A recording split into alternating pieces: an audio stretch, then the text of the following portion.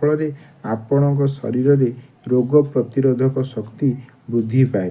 Nutrition आपणकर strategy रखा हेले आपण को प्रथमे गोटे कैलोरी डेफिसिट गोटे कैलोरी डेफिसिट जितेबाला आपण फ्यू कैलोरी माने आपण कम कैलोरी युक्त खाद्य खाऊचंती जोटा शीघ्र आपण शरीर हजम हेबो।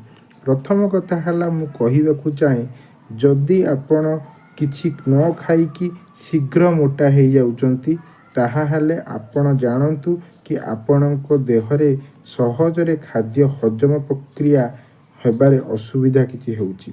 सेतिपय आमे सबुबले चेष्टा करिवा जे को खाद्य कम कैलोरी युक्त खाद्य यदि खाइबा फल आपणकर बर्न हो जाउची माने खाद्यटा हजम शीघ्र हो जाउची तेणु से आपण से खाद्य